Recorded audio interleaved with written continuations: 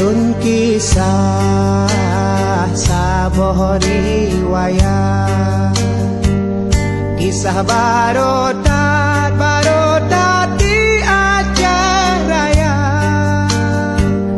Lam karu Aceh timungan barat non barat, di saboh tempat nuno caritra. Nasi doane di mosi ada, lam jejak saat tuangan poma, ditanyong ba'ama ayah jinopat hai jinopat, dilon rindu tat kena erupa.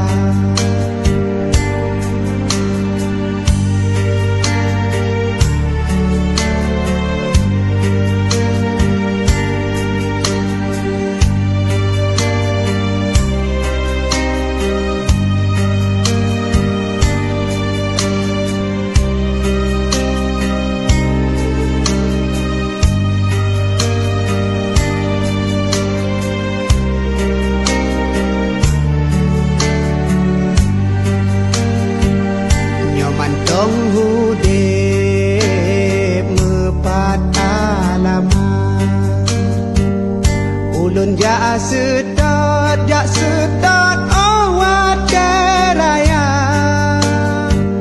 Nyoka meninggai mepat kejirat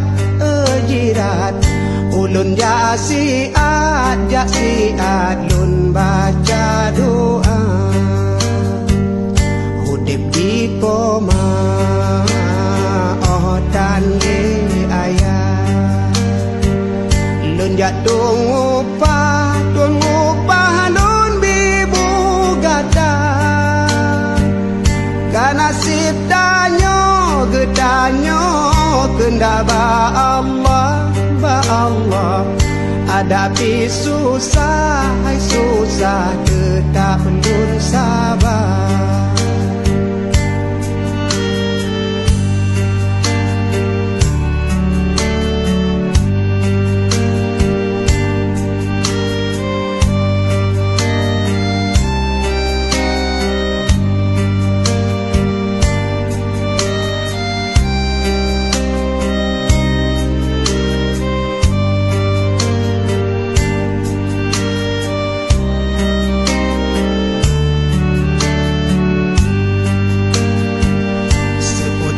Poma anemu tua, kendak ba Allah getanyo sabar. Bek butuh asa cobaan Allah, ya Allah. Sabar ngon tabah dudo bahagia. Laki doa kami ba Allah,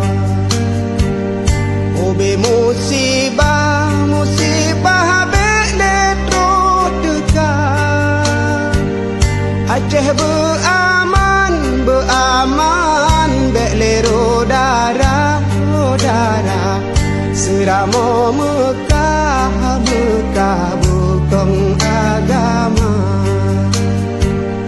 Seramo Mekah